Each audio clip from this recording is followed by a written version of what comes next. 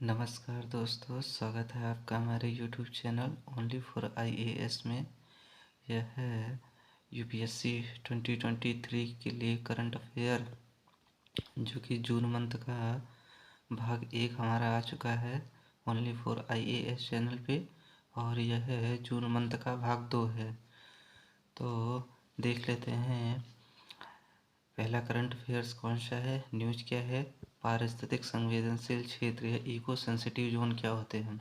News क्या थी इसके बारे में, हाल ही में सुप्रीम कोर्ट ने आगे से इसको ESZ ही बोलेंगे, ESZ के संबंध में एक निर्देश दिया कि प्रत्येक संरक्षित वन, राष्ट्रीय उद्यान या नेशनल पार्क और वन्यजीव अभयारण्य की निर्धारित सीमाओं के चारों ओर न्यूनतम 1 किलोमीटर का इको सेंसिटिव जोन होना चाहिए। मतलब कि कोई राष्ट्रीय उद्यान है या वन्यजीव अभयारण्य है, उसके चारों तरफ 1 किलोमीटर इको सेंसिटिव जोन बनाया जाएगा। यह सुप्रीम कोर्ट ने निर्देश दिया है। अब ESZ के बारे में देख लेते हैं, इको सेंसिटिव जोन्स के बारे में देख लेते हैं। इसे केंद्र सरकार अर्थात पर्यावरण, वन और जलवायु परिवर्तन मंत्रालय द्वारा पर्यावरण संरक्षण अधिनियम 1986 के तहत अधिसूचित किया गया है। मतलब कि ये जो इको सेंसिटिव जोन होते हैं वह पर्यावरण, वन और जलवायु परिवर्तन मंत्रालय द्वारा पर्यावरण संरक्षण अधिनियम 1986 के अंतर्गत इसे इको सेंसिटिव जोन घोषित किया जाता है। इन्हें औद्योगिक प्रदूषण और अनियंत्रित विकास से संरक्षण प्रदान करने हेतु निर्धारित किया गया था। आगे देख लेते हैं इको सेंसिटिव जोन के भीतर की गतिविधियों के सामान्यतः 3 श्रेणियों में वर्गीकृत किया गया है। मतलब इको सेंसिटिव जोन के अंदर क्या क्या प्रतिबंधित है, क्या क्या रेगुलेटेड है, मतलब क्या क्या किस पर रोक लगाया गया है, क्या रेगुलेटेड है और क्या किया जा सकता है। प्रोहिबिटेड यानी प्रतिबंधित क्या क्या है, वाणिज्यिक खनन, आरा मिलों की स्थापना, मतलब जो लकड़ी की कारोबार होता है, प्रदूषणकारी उद्योग, बृहद जल विद्युत परियोजनाएं आदि, इन सब पर रोक लगा हुआ है। रेगुलेट किया जाता है वृक्षों की कटाई, होटलों और रिजॉर्ट्स की स्थापना, कृषि प्रणाली में व्यापक परिवर्तन, सड़कों का चौड़ीकरण, विदेशी प्रजातियों को लाना आदि विनियमित मतलब रेगुलेट किया जाता है। अब स्वीकृत क्या क्या है, परमिशिएबल वर्षा जल संचयन, जैविक कृषि, स्थानीय समुदायों द्वारा की जा रही कृषि और बागवानी पद्धतियां, सभी गतिविधियों के लिए हरित तकनीकों को अपनाना आदि। नेक्स्ट है leaders in climate change management, LCCM। ठीक, न्यूज़ क्या थी, राष्ट्रीय शहरी कार्य संस्थान, राष्ट्रीय शहरी कार्य संस्थान और वर्ल्ड रिसोर्सेज इंस्टीट्यूट ने संयुक्त रूप से LCCM की घोषणा की है। अब देख लेते हैं LCCM के बारे में। LCCM एक अभ्यास आधारित लर्निंग कार्यक्रम है। इसका लक्ष्य भारत में विभिन्न क्षेत्रों और भौगोलिक स्थानों में जलवायु कार्यवाही का नेतृत्व करने के लिए शहरी पेशेवरों में क्षमता का निर्माण करना है। आगे देख लेते हैं LCCM ने 5000 पेशेवरों को सक्षम बनाने तथा उन्हें जलवायु परिवर्तन के अनुकूल और समन से जुड़े कारगर समाधानों के लिए तैयार करने की परिकल्पना की है। प्रशासनिक प्रशिक्षण संस्थान मैसूर LCCM कार्यक्रम का पहला डिलीवरी पार्टनर बना है। नेक्स्ट देख लेते हैं living land charter. Living land charter के बारे में, राष्ट्रमंडल के सभी 54 सदस्य देश अपने अपने राज्य क्षेत्रों में आगामी पीढ़ियों को स्वेच्छा से एक लिविंग लैंड समर्पित करने के लिए सहमत हुए हैं। मतलब कि लिविंग लैंड चार्टर का मतलब ये है कि जो राष्ट्रमंडल में सभी 54 सदस्य हैं, यह एक ऑर्गेनाइजेशन है और इसके 54 सदस्य है जो देश हैं, उन्होंने अपने आने वाली पीढ़ियों के लिए एक स्वच्छ लिविंग लैंड देने के लिए समर्पित करने के लिए सहमत हुए हैं। किगाली जो कि रवांडा में है, 2022 में इसे अपनाया गया, रवांडा में इसे अपनाया गया। इसका उद्देश्य सदस्य देशों को 3 रियो सम्मेलनों के तहत उनकी प्रतिबद्धताओं को पूरा करने में सहायता करना है। मतलब कि जो 3 रियो सम्मेलन हैं उनकी प्रतिबद्धताओं को भी यह पूरा करेगा, जैसे भूमि संसाधनों की रक्षा, जलवायु परिवर्तन, जैव विविधता के ह्रास आदि को रोकना। ये जो 3 रियो सम्मेलन है वो कौन कौन से? संयुक्त राष्ट्र जैव विविधता विषय, जिसे CBD भी बोलते हैं। दूसरा है UN मरुस्थलीय रोकथाम अभिसमय, यूनाइटेड नेशन मरुस्थलीकरण रोकथाम विषय, UNCCD। तीसरा है UNFCCC, United nation framework convention on climate change. Next देख लेते हैं, आगे देख लेते हैं। नेक्स्ट है REN 21 की नवीकरणीय ऊर्जा 2022 ग्लोबल स्टेटस रिपोर्ट के बारे में। भारत नवीकरणीय ऊर्जा क्षमता बढ़ाने के मामले में, यह न्यूज है, भारत नवीकरणीय ऊर्जा क्षमता बढ़ाने के मामले में चीन और अमेरिका के बाद तीसरे स्थान पर है। ठीक, भारत सोलर फोटोवोल्टिक क्षमता के मामले में विश्व का तीसरा सबसे बड़ा बाजार है। सोलर फोटोवोल्टिक जो सोलर वाला होता है। कुल सौर ऊर्जा स्थापित क्षमता के मामले में चीन सबसे ज़्यादा, उसके बाद अमेरिका और जापान के बाद भारत। यह नवीकरणीय ऊर्जा में है, यह सोलर फोटोवोल्टिक में है, यह कुल सौर ऊर्जा क्षमता, मतलब कि टोटल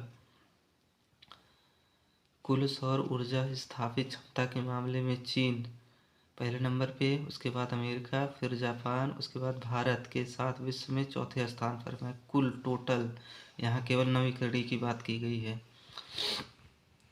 नेक्स्ट देख लेते हैं वाटर कन्वेंशन, जल अभिसमय के बारे में। वर्ष 2022 में जल अभिसमय की 30वीं वर्षगांठ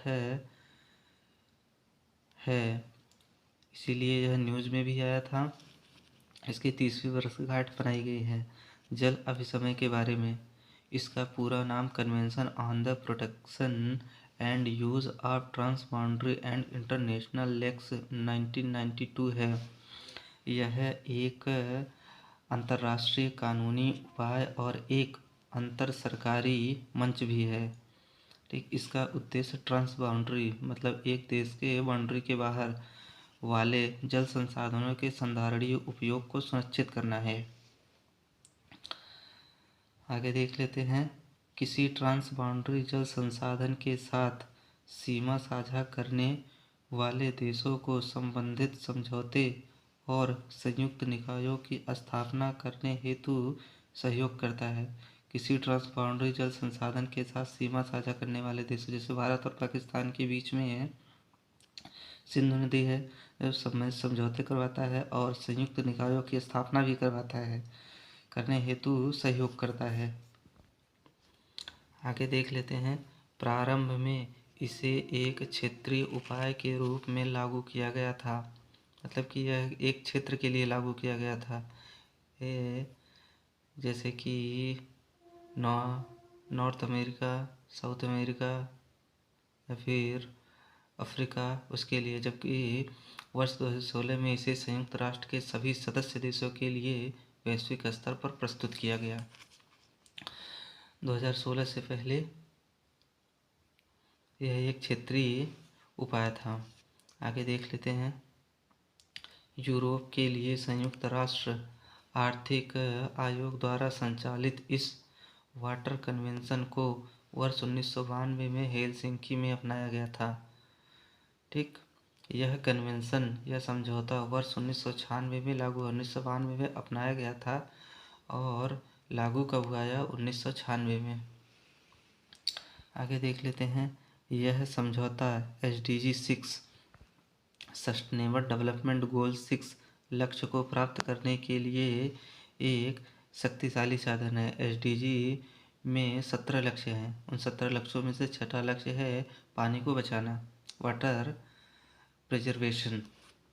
आगे देख लेते हैं, वर्ष 2022 में जल अभिसमय द्वारा 9वें वर्ल्ड वाटर फोरम में पहली बार ट्रांसबाउंड्री पवेलियन का आयोजन किया गया। नेक्स्ट देख लेते हैं, नेक्स्ट है ननचोगा कनाडा के यूकोन राज्य क्षेत्र के दक्षिण में परमाफ्रॉस्ट में उत्खनन के दौरान बेबी मैमथ के अवशेष प्राप्त हुए हैं। परमाफ्रॉस्ट वह जगह या वह स्थान होता है जहाँ पर हजारों सालों से बर्फ जमा हुई थी। अब वह बर्फ क्लाइमेट चेंज के कारण वह बर्फ पिघल गई है। वहाँ पर बेबी मैमथ के अवशेष प्राप्त हुए हैं। इसे ननचोगा नाम दिया गया है। इसका अर्थ है जानवर का बड़ा बच्चा। एक अवशेष पाया गया है। नेक्स्ट देख लेते हैं। नेक्स्ट है हीट वेव, गर्म लहरें। हीट वेव को किसी क्षेत्र में वास्तविक तापमान के संदर्भ में तापमान सीमा के आधार पर या उसके सामान्य तापमान से अत्यधिक विचलन के आधार पर परिभाषित किया। आगे है हीट वेव का प्रभाव। यूपीएससी प्रभाव जरूर पूछ सकती है 2023 प्रीलिम्स में, या इस पर एक मेंस का क्वेश्चन भी आ सकता है हीट वेव के ऊपर। तो हीट वेव के प्रभाव क्या है? इससे अनाज में पीलापन आ जाता है और ये सिकुड़ जाते हैं। इससे फसल समय से पहले पक जाती है। इसके अन्य दुष्प्रभाव हैं नमी जन्य दबाव, फूलों का गिरना आदि। दुधारू पशु या जानवर पक्षियों की भूख में कमी हो जाती है और शरीर का तापमान अधिक हो जाता है। नेक्स्ट देख लेते हैं। नेक्स्ट है मान्यता प्राप्त सामाजिक स्वास्थ्य कार्यकर्ता यानी आशा वर्कर्स, एक्रेडिटेटेड सोशल हेल्थ एक्टिविस्ट। आशा न्यूज़ क्या थी? भारत के आशा कार्यक्रम को WHO महानिदेशक के ग्लोबल हेल्थ लीडर्स अवार्ड से सम्मानित किया गया है। यह सम्मान वैश्विक स्वास्थ्य को बढ़ावा देने, नेतृत्व क्षमता विकसित करने को मान्यता देते हैं। यह मोस्ट इम्पोर्टेंट है आशा वर्कर्स के बारे में, क्योंकि ग्लोबल हेल्थ लीडर्स अवार्ड दिया गया है। तो यह यूपीएससी 2023 के प्रीलिम्स में या मेंस में क्वेश्चंस ज़रूर पूछ सकती है। आशा कार्यकर्ता के बारे में आगे देख लेते हैं। ये महिला सामुदायिक स्वास्थ्य कार्यकर्ता होती हैं। ये वर्ष 2005 में शुरू किए गए राष्ट्रीय ग्रामीण स्वास्थ्य मिशन के अंतर्गत आती हैं। स्टेटमेंट में डाल देगी यूपीएससी की आशा वर्कर्स किसके अंतर्गत आते हैं, तो राष्ट्रीय ग्रामीण स्वास्थ्य मिशन के अंतर्गत आती है। ने आगे है वर्ष 2013 में राष्ट्रीय शहरी स्वास्थ्य मिशन का शुभारंभ किया गया था। इसी के साथ इन्हें शहरी क्षेत्रों तक बढ़ा दिया गया। 2005 से पहले केवल ग्रामीण में था और 2013 में जब राष्ट्रीय शहरी स्वास्थ्य मिशन शुरू किया तो उसको शहरों में भी लागू कर दिया गया था आशा कार्यकर्ताओं को। आशा कार्यक्रम का मूल उद्देश्य समुदाय के सदस्यों को उनके अपने स्वास्थ्य की देखभाल करने में सक्षम बनाना है। साथ ही उन्हें स्वास्थ्य सेवा में भागीदार बनाना भी इसका उद्देश्य है। इसका आशा कार्यक्रम का आशा कार्यकर्ताओं को एक प्रक्रिया के माध्यम से चुना जाता है। यूपीएससी चुनने के ऊपर भी स्टेटमेंट डाल सकती है। इस प्रक्रिया में सामुदायिक समूह, स्वयं सहायता समूह, आंगनवाड़ी संस्थान,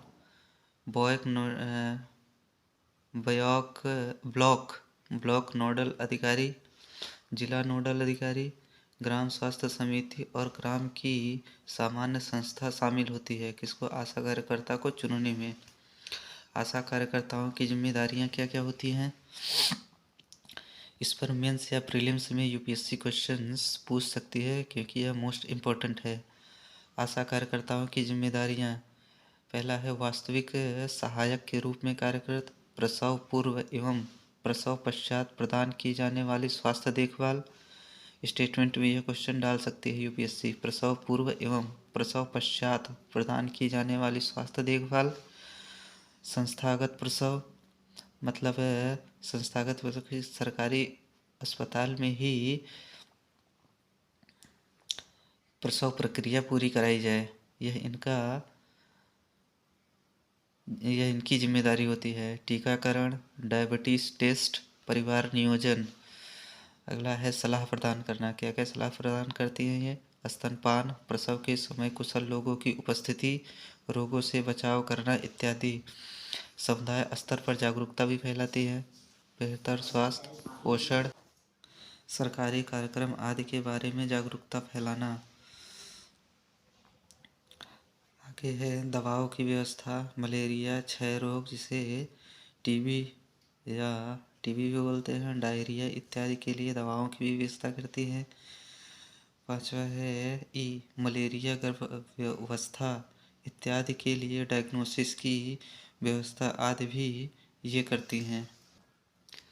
देश भर में लगभग 10.4 लाख आशा कार्यकर्ता हैं पूरे देश में।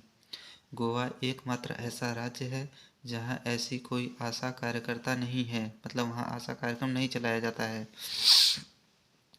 आशा कार्यकर्ता की नियुक्ति के लिए योग्यता क्या क्या है? राष्ट्रीय स्वास्थ्य मिशन द्वारा निर्धारित दिशा निर्देशों के अनुसार इनकी आयु 25 से 45 वर्ष के बीच होनी चाहिए। कौन है इनकी आयु की निर्धारित करता है? राष्ट्रीय स्वास्थ्य मिशन द्वारा निर्धारित जो दिशा निर्देश है वो। इसमें 10वीं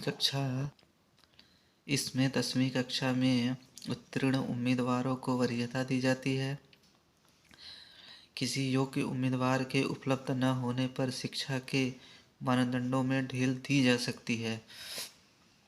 यूपीएससी स्टेटमेंट में डाल देगी कि क्या कोई उम्मीदवार जो कि 10वीं कक्षा में उत्तीर्ण नहीं है उसमें ढील दी जा सकती है या नहीं, तो आपको देना है कि ढील दी जा सकती है। ज़्यादातर मामलों में गांव की महिलाओं को ही आशा कार्यकर्ता के रूप में चुना जाता है।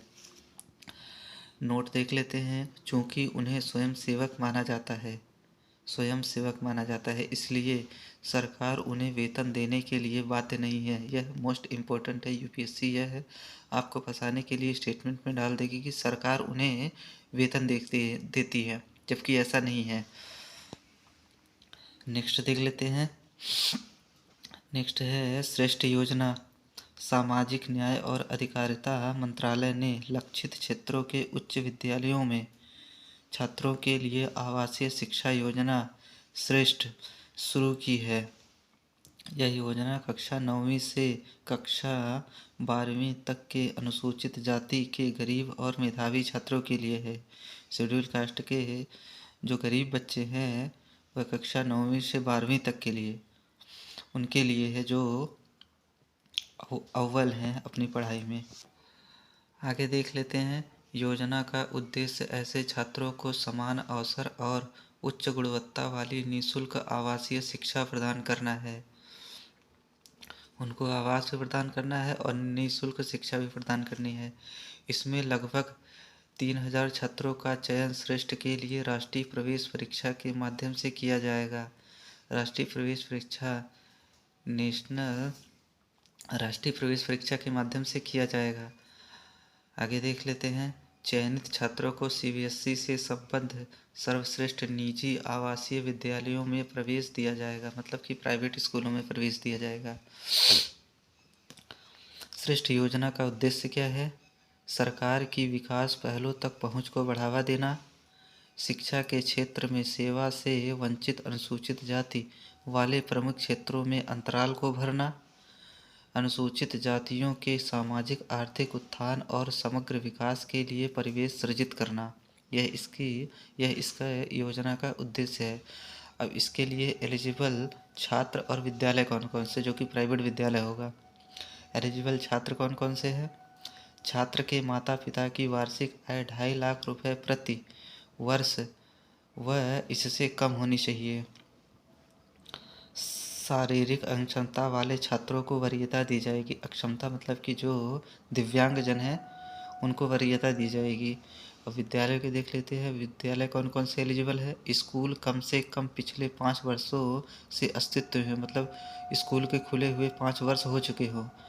पिछले 3 वर्षों में 10वीं और 12वीं कक्षा में बोर्ड के परिणाम 75% से अधिक रहे हों, मतलब कि 75% 10वीं और 12वीं पिछले 3 वर्षों में 75% बच्चे उस स्कूल के पास हुए हों बोर्ड परीक्षा में। नेक्स्ट देख लेते हैं। नेक्स्ट है राष्ट्रीय वायु खेल नीति 2022, नेशनल एयर स्पोर्ट्स पॉलिसी। आगे से हम इसको NASP बोलेंगे। NASP का लक्ष्य देश में हवाई खेलों के लिए सुरक्षित, वहनीय और संधारणीय परिवेश प्रदान करना है। ठीक, इसका विजन या लक्ष्य वर्ष 2030 तक भारत को हवाई खेलों में शीर्ष पर रहे देशों में शामिल करना है। इस नीति के तहत 11 हवाई खेलों को बढ़ावा दिया जाएगा। हवाई खेल मतलब कि इनमें शामिल है, देख लेते हैं। एरोबेटिक्स, एरो मॉडलिंग और rocketry, ballooning, parachuting, paragliding, paramotoring आदि।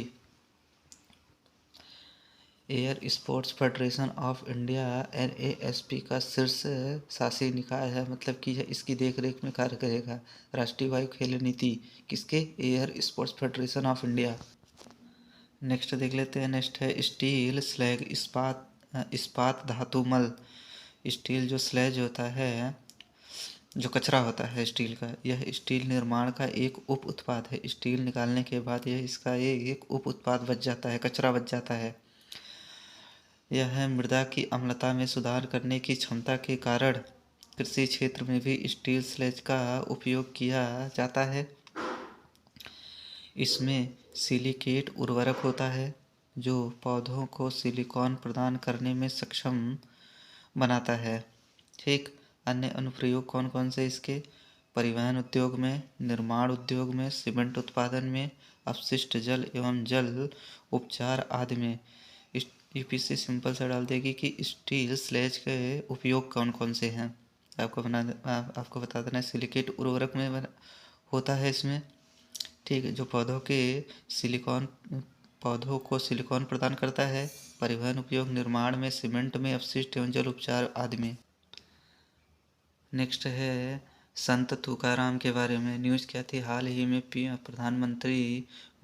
प्रधानमंत्री ने महाराष्ट्र के मंदिर शहर देहू में संत तुकाराम शिला मंदिर का उद्घाटन किया है। तो संत तुकाराम जी के बारे में देख लेते हैं। इनका एज जरूर याद रख लेना। एज का मतलब कि सदी तक याद कर लोगे आप तो बहुत अच्छा रहेगा, क्योंकि संत तुकाराम के बारे में, वह महाराष्ट्र में भक्ति आंदोलन के संतों में से एक थे और मराठी भाषा के महान कवियों में से एक थे। उन्हें तुकोबा, तुकाराम, बोल्होबा, आम्बिले आदि के नाम से भी जाना जाता था। इनके साहित्यिक कार्य कौन कौन से हैं? उन्होंने साहित्य की एक मराठी शैली की रचना की थी। इसे अभंग काव्य कहा जाता है। यह काव्य आध्यात्मिक विषयों के साथ लोक कथाओं पर केंद्रित है। उनके कीर्तन अर्थात आध्यात्मिक गीत हिंदू भगवान विष्णु के अवतार विठोबा या विट्ठल को समर्पित है। यूपीएससी स्टेटमेंट में डाल देगी कि जो उनके कीर्तन या आध्यात्मिक गीत थे वह भगवान शिव को समर्पित थे, जबकि ऐसा नहीं है, भगवान विष्णु को समर्पित थे। समाज सुधार और अन्य योगदान। उन्होंने जाति व्यवस्था को अस्वीकृत किया और कर्मकांडों का विरोध किया। उन्होंने लैंगिक आधार पर भेदभाव किए बिना भक्तों और शिष्यों को स्वीकृति दी थी। आगे देख लेते हैं। उन्हें वारी तीर्थ यात्रा शुरू करने का श्रेय दिया जाता है।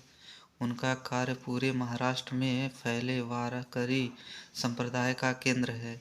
वे छत्रपति शिवाजी के समकालीन थे। ऐसी बस आपको इतना याद रख लेना है कि वे छत्रपति शिवाजी के समकालीन थे। शिवाजी उनका बहुत सम्मान करते थे। अब वारकरी संप्रदाय के बारे में देख लेते हैं। वारकरी को उस व्यक्ति या समूह के रूप में संदर्भित किया जा सकता है जो महाराष्ट्र के पंढरपुर शहर में भगवान विठोबा व विट्ठल के मंदिर की तीर्थ यात्रा करता है। जो भगवान विठोबा विट्ठल के मंदिर की तीर्थ यात्रा करता है उस व्यक्ति को वारकरी कहते हैं। नेक्स्ट देख लेते हैं। नेक्स्ट है इस्लामिक सहयोग organization of Islamic cooperation. Islamic सहयोग संगठन। न्यूज़ क्या थी? हाल ही में इस्लामिक सहयोग संगठन ने पैगंबर मोहम्मद पर 2 भारतीयों द्वारा की गई टिप्पणियों की आलोचना की। 2 भारतीय थे जिन्होंने पैगंबर मोहम्मद पर टिप्पणी की थी। उस टिप्पणी की इस्लामिक सहयोग संगठन ने आलोचना की है। अब OIC के बारे में देख लेते हैं। यह संगठन दुनिया भर में मुस्लिम जगत की सामूहिकता का प्रतिनिधित्व करता है। इसका गठन सितंबर 1969 में मोरक्को के रबात में किया गया था। इसके 57 सदस्य देश हैं। इसका मुख्यालय जद्दाह सऊदी अरब में स्थित है। इसका ओआईसी का उद्देश्य क्या है? सदस्य राज्यों के बीच, मतलब जो सदस्य है इसके देश उनके बीच एकजुटता स्थापित करना, कब्जे वाले किसी भी सदस्य राज्य की पूर्ण संप्रभुता और क्षेत्रीय अखंडता की बहाली का समर्थन करना। जैसे किसी दूसरे देश ने किसी मुस्लिम देश के कुछ क्षेत्र पर कब्जा कर रखा है तो उस मुस्लिम देश की तरफ से उसका समर्थन करना, इस्लाम का संरक्षण करना और इसकी निंदा करने वाले का विरोध करना, मुस्लिम समाजों में बढ़ते असंतोष को रोकना। नेक्स्ट देख लेते हैं भारी धातु प्रदूषण के बारे में। न्यूज़ क्या थी? हाल ही में विज्ञान और पर्यावरण केंद्र ने जानकारी दी है कि भारत की नदियां भारी धातु प्रदूषण का सामना कर रही हैं। अब भारी धातु के बारे में देख लेते हैं। इनकी परमाणु संख्या 20 से अधिक और परमाणु घनत्व 5 ग्राम 3 सेंटीमीटर से अधिक होता है। उदाहरण के लिए भारी धातु के उदाहरण हैं आर्सेनिक, कैडमियम, क्रोमियम, तांबा, सीसा, मैग्नीज, पारा, निकल, यूरेनियम इत्यादि आदि। भारी धातु प्रदूषण का कारण कौन कौन सा है? तेजी से बढ़ते कृषि और धातु उपयोग, अनुसूचित अपशिष्ट प्रबंधन, उर्वरकों एवं कीटनाशकों का अत्यधिक उपयोग, भूजल में भारी धातुओं के प्राथमिक स्रोत, कृषि और औद्योगिक संचालन, लैंड फिलिंग एवं खनन एवं परिवहन। भारी धातु पौधों, जानवरों और पर्यावरण में लंबे समय तक बने रहते हैं। यूपीएससी स्टेटमेंट में डाल देगी कि क्या भारी धातु कम समय के लिए पौधों, जानवरों, पर्यावरण में रहती है? नहीं, लंबे समय तक रहती है। भारी धातुओं के स्रोत कौन कौन से हैं? मुख्यतः 2 प्रकार के स्रोत के माध्यम से भारी धातुएं पर्यावरण में प्रवेश करती हैं। एक है प्राकृतिक स्रोत और दूसरा है मानवजनित स्रोत। प्राकृतिक स्रोत कौन कौन से हैं? ये पृथ्वी की क्रस्ट में प्राकृतिक रूप से मौजूद होती हैं। ठीक, चट्टानें भारी धातुओं के प्राकृतिक स्रोत हैं। कौन? चट्टानें। मानवजनित स्रोत कौन कौन से? खनन, औद्योगिक और कृषि कार्य पर्यावरण में भारी धातुओं के सभी मानवजनित स्रोत हैं। नेक्स्ट देख लेते हैं। नेक्स्ट है भारत से गेहूं निर्यात पर प्रतिबंध। न्यूज़ क्या थी? संयुक्त अरब अमीरात ने भारत से आयातित गेहूं और आटे के निर्यात एवं पुनर्निर्यात को निलंबित कर दिया है। भारत से गेहूं निर्यात की स्थिति। भारत चीन के बाद दुनिया का दूसरा सबसे बड़ा गेहूं उत्पादक देश है। किसके बाद? चीन के बाद। लेकिन वैश्विक गेहूं व्यापार में भारत का 1% से भी कम हिस्सा है। इसका अर्थ है भारत गेहूं कम निर्यात करता है।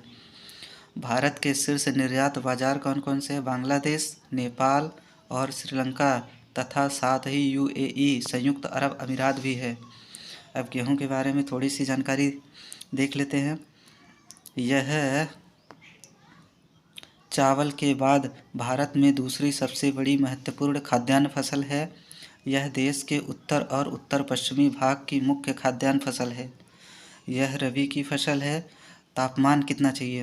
तेज़ धूप के साथ 10 से 15 डिग्री सेल्सियस बुआई के समय और 21 से 26 डिग्री सेल्सियस पकने व कटाई के समय। वर्षा लगभग 75 से 100 सेंटीमीटर। मृदा का प्रकार अच्छी तरह से सूखी, उपजाऊ, दोमट और चिकनी मिट्टी। शीर्ष गेहूं उत्पादक राज्य कौन कौन से हैं? सबसे ऊपर है उत्तर प्रदेश, फिर पंजाब, हरियाणा, मध्य प्रदेश। नेक्स्ट देख लेते हैं। नेक्स्ट हमारी न्यूज़ है राष्ट्रीय चंबल अभ्यारण्य। न्यूज़ क्या है? हाल ही में मध्य प्रदेश सरकार ने चंबल और उसकी सहायक पार्वती नदी से संबद्ध 5 हिस्सों के 292 हेक्टेयर क्षेत्र में खनन गतिविधियों का प्रस्ताव दिया है। चंबल अभ्यारण्य में, राष्ट्रीय चंबल अभ्यारण्य में। राष्ट्रीय चंबल अभ्यारण्य के बारे में देख लेते हैं। उसी के एवज में यह न्यूज़ में आई है। राष्ट्रीय चंबल अभ्यारण्य, इसकी स्थापना वर्ष 1979 में चंबल नदी की 425 किलोमीटर की लंबाई के साथ की गई थी।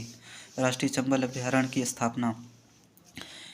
इसकी घाटी राजस्थान, मध्य प्रदेश और उत्तर प्रदेश के त्रिबिंदु ट्रांजैक्शन के पास चंबल नदी के साथ 2 से 6 किलोमीटर के विस्तारित क्षेत्र में फैली हुई है। ये चंबल अभयारण्य की जो घाटी है यह एक महत्वपूर्ण पक्षी क्षेत्र के रूप में सूचीबद्ध है। इम्पोर्टेंट बर्ड एरियाज भी सूचीबद्ध है। यह राष्ट्रीय चंबल अभयारण्य गंभीर रूप से लुप्तप्राय घड़ियाल, रेड क्राउन टर्टल्स और लुप्तप्राय गंगा नदी डॉल्फिन का आवास है। विगत पिछले वर्ष में यूपीएससी ने घड़ियाल के ऊपर क्वेश्चन पूछ भी चुका है कि उसका आवास स्थल कौन सा है, जो कि चंबल नदी थी। यह घड़ियाल की सबसे बड़ी आबादी का समर्थन करता है। मतलब चंबल नदी में सबसे ज़्यादा घड़ियाल पाए जाते हैं। चंबल नदी के बारे में, यह भारत की सबसे प्रदूषण मुक्त नदियों में से एक है। मतलब सबसे कम प्रदूषित है चंबल नदी। इसकी टोटल लंबाई है 960 किलोमीटर। आगे देख लेते हैं चंबल नदी के बारे में। यह नदी विंध्य पर्वत, इंदौर एमपी पर सिंगर चौरी चोटी से निकलती है। वहाँ से यह मध्य प्रदेश में उत्तर दिशा में लगभग 346 किलोमीटर तक बहती है और फिर राजस्थान में प्रवेश कर 225 किलोमीटर उत्तर पूर्व दिशा में प्रवाहित होती है। यह यूपी के इटावा जिले में यमुना नदी में मिलने से पहले लगभग 32 किलोमीटर तक बहती है। उत्तर प्रदेश में भी बहती है। तीन राज्यों में यह बहती है। यह एक वर्षा सिंचित नदी है और इसका बेसिन विंध्य पर्वत श्रृंखलाओं और अरावली से घिरा हुआ है। चंबल की सहायक नदियाँ कौन कौन सी? बनास, काली सिंध, पार्वती। चंबल नदी पर मुख्य विद्युत परियोजनाएं या बांध कौन कौन से हैं? गांधी सागर बांध, राणा प्रताप सागर बांध, जवाहर सागर बांध और कोटा बैराज। मध्य प्रदेश के अन्य अभयारण्य और राष्ट्रीय उद्यान। मध्य प्रदेश में 9 राष्ट्रीय उद्यान मतलब नेशनल पार्क और 25 वन्य जीव अभयारण्य है जो 10,862 वर्ग किलोमीटर के क्षेत्र में फैले हुए हैं। वर्तमान में एमपी मध्य प्रदेश में 5 प्रोजेक्ट टाइगर क्षेत्र हैं। प्रोजेक्ट टाइगर क्षेत्र: Kanha national park, Panna national park, Bandhavgarh national park, Pench national park और सतपुड़ा नेशनल पार्क। मध्य प्रदेश को टाइगर स्टेट के रूप में भी जाना जाता है क्योंकि यह भारत की बाघ आबादी का लगभग 19% और दुनिया की 10% बाघ आबादी पाई जाती है। किसमें? मध्य प्रदेश। हम 2022 मई और जून का यह रिपोर्ट्स के बारे में भी थोड़ी सी जानकारी ले लेते हैं।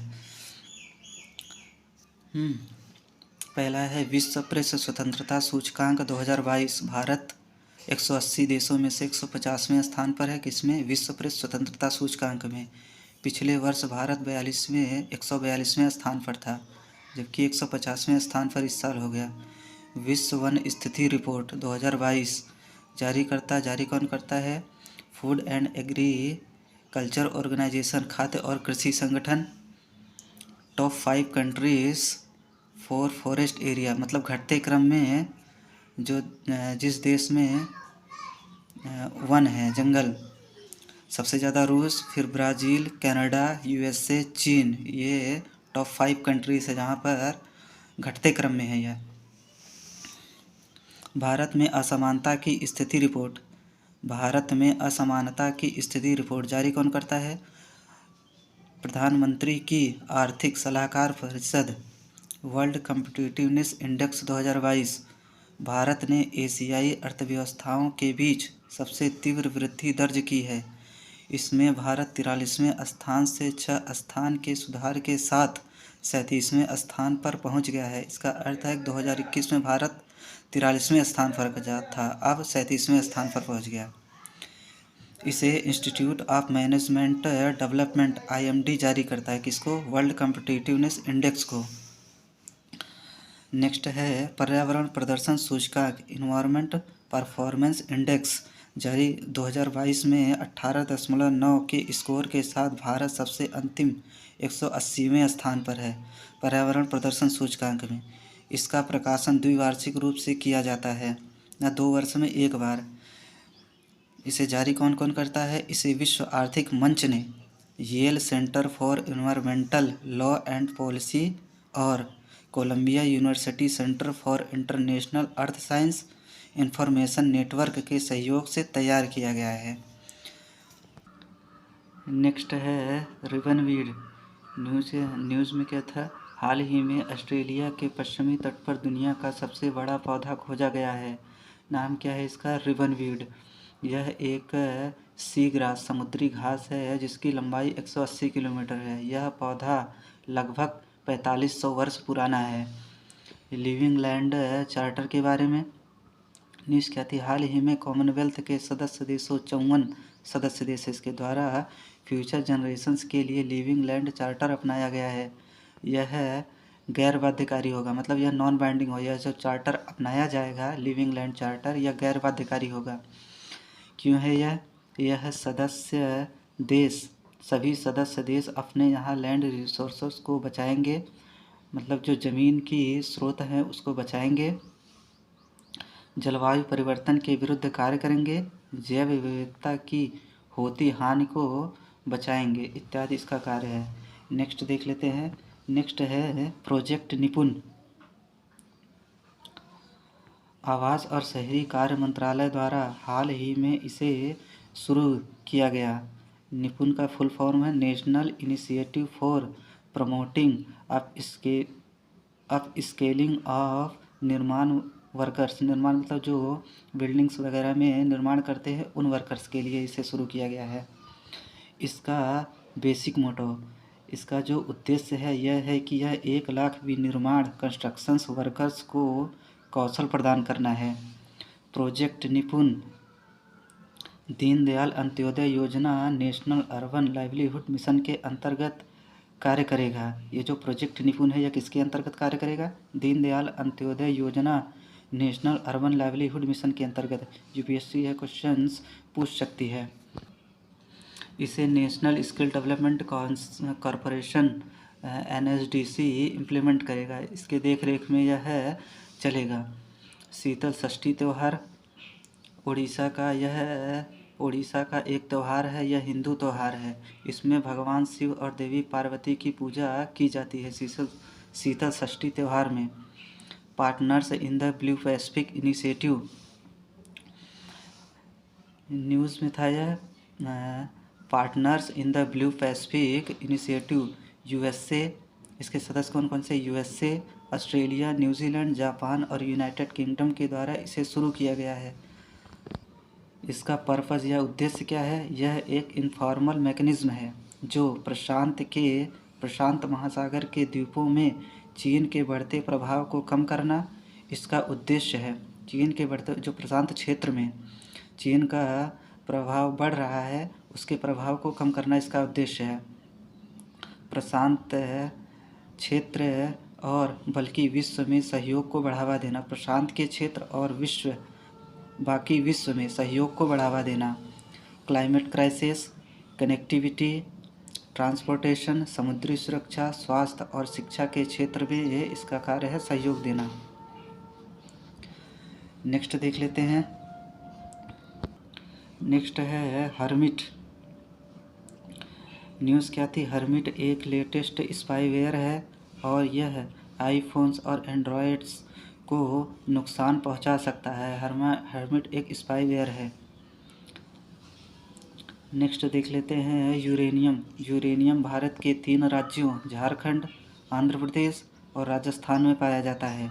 दुनिया में सबसे ज़्यादा यूरेनियम उत्पादन करने वाले देश कजाकिस्तान, कनाडा और ऑस्ट्रेलिया है।